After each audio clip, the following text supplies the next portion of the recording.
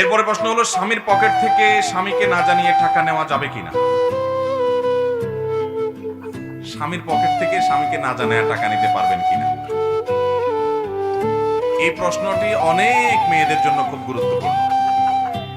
একবার রমজান মাসে সম্ভবত সারা রাত, আমাদের বাসায় রমজানের সবাই সাধারণত জেগে থাকে সারা রাত রমজান মাসে, দিনে ফজরের পরে এশাক করে তারপরে 4-5-6 ঘন্টা একসাথে ঘুমায়। এটা আমাদের বাসায় একটা কালচার অনেক দিন থেকে।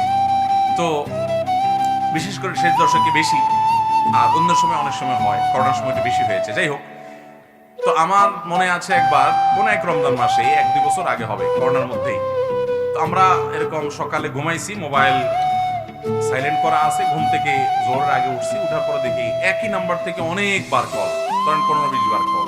আরে একটা নাম্বার থেকে এতবার কল আসছে, নিশ্চয়ই কোনো মানুষ বিপদে পড়ছে, কল ব্যাক করলাম। দেখি ওই পাশ থেকে এক ভদ্র মহিলা বলতেছে, হুজুর আমার একটা ইমার্জেন্সি মাসালা, সেজন্য আপনাকে বারবার বিরক্ত করতেছি। আমরা হ্যাঁ বলুন, একটা বুঝতে পারছি আমি, ইমার্জেন্সি না হলে এতবার কল দেয় মানুষকে, মানুষ বলেন তাড়াতাড়ি বলেন। তখন ওই পাশ থেকে ভদ্র মহিলা বললেন, হুজুর মাসালাটা হলো আমার স্বামীর পকেট থেকে আমি টাকা নিলে জায়েজ হবে কিনা, এই প্রশ্নটাই। আমি বললাম, এটা ইমার্জেন্সি মাসালা হলো আপনার? এতবার কল দিছেন, আমি তো মনে হচ্ছে কোনো বিপদ হয়ে গেছে। আমার ওয়াইফকে যখন বললাম, দেখো এটা বলে ইমার্জেন্সি মাসালা, তখন আমার ওয়াইফ ভদ্রমহিলা আমার বললো, তুমিও তো বুঝো না, আসলে বেচারির জন্য ওইটাই হয়তো ইমার্জেন্সি। সে হয়তো তার বখিল স্বামীর পকেটে কোনোদিন টাকা পায় না, আজকেই হয়তো জীবনের প্রথম চান্স পাইছে, অতএব এটা তার জন্য এই মুহূর্তে জানা জরুরি। তুমি তোমার জায়গা থেকে সবকিছু হিসাব করলে তো হবে না, ওই বেচারির জন্য ওইটা ইমার্জেন্সি ছিল হয়তো বা। হ্যাঁ বললাম, ঠিক তো, আমি তো এইভাবে চিন্তা করি, হতে পারে। তো যাই হোক, এই প্রশ্নের উত্তর হলো, মেয়েরা স্বামীর পকেট থেকে টাকা নিতে পারবে, এটা জায়েজ হবে তখন যদি স্বামী স্ত্রীর মধ্যকার এই বোঝাপড়া থাকে যে স্বামী জানে তার স্ত্রী দায়িত্বশীল, তার সংসারের প্রয়োজনে খরচ করে, বা তিনি যেখানে খরচ করেন সেই খরচের ব্যাপারে স্বামীর আপত্তি থাকে না। এরকম অনেক স্বামী স্ত্রীর মধ্যে বোঝাপড়া আছে না নাই? অনেকে আছেন যে হ্যাঁ, তার মানিব্যাগ থেকে তার স্ত্রী নিয়ে ভিখারিকে দিচ্ছেন, বাসার কোনো বাজার সদাই অনলাইনে অর্ডার করেছে, সে টাকা দিচ্ছেন। স্বামীর কাছ থেকে প্রত্যেকটার জন্য আলাদা আলাদা অনুমতি নেওয়ার দরকার নাই, স্বামীর মৌন সম্মতি আছে, আছে না? এরকম অনেক ফ্যামিলি। এরকম যদি হয় তাহলে তো আপনি নিতে পারেন, কোনো অসুবিধা নেই।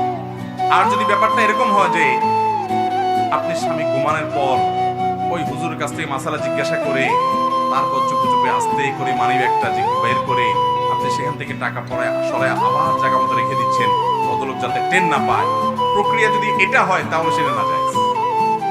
কারণ সেটা হবে কি, তখন চুরি, তখন সেটা হবে কি, চুরি।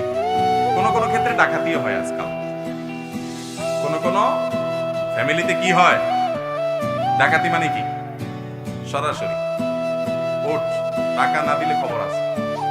যাই হোক, স্বামী স্ত্রীর মধ্যকার যে খুনসুটি, তাদের মধ্যকার যে আপনার কি বলে এটাকে, যে তাদের মধ্যকার যে ভালোবাসার একটা সম্পর্ক আছে, সেই সম্পর্কের কারণে একে অন্যের প্রতি যে আবদারের সম্পর্ক আছে, সে আবদারের সম্পর্কের কারণে আপনার নিল, স্বামী কিছু মনে করে না, হাসাহাসির মধ্যে নিল, এটাতে কোনো অসুবিধা। কিন্তু ওই যে চুরি করে করে সরাচ্ছেন, সেটা কিনা জায়েজ? হ্যাঁ, এই চুরি জায়েজ আছে একটা জায়গায়। সেটা কখন? আপনার স্বামী, আপনি অসুখে মরে যান তবুও আপনাকে ডাক্তারের কাছে নেয় না, আপনার বাসায় বাজার নাই তবুও দেয় না। অনেক বিশেষ করে এক স্বামী আরেক বিয়ে করলে অনেক সময় দেখা যায় অনেক জালেম, এই বউর খোঁজ খবর আর নেয় না, একেবারে নিত্য প্রয়োজনীয় তার যে প্রাপ্য সেটাও দেয় না, বাপের বাড়ির থেকে এনে বেচারি সংসার চালান লাগে, চাল ডাল কিনা লাগে। এরকম যদি হয়, তখন এই স্বামীকে যদি আপনি বাগে পান, তো আপনার যতটুকু না হলে নয়, যেটা আপনার প্রাপ্য অধিকার, ভরণ পোষণ, খাবার দাবার, চাল ডাল কেনার, এইরকম টাকা তার কাছ থেকে আপনি সরায় নিতে পারেন, এটা জায়েজ হবে। কথা কি ক্লিয়ার?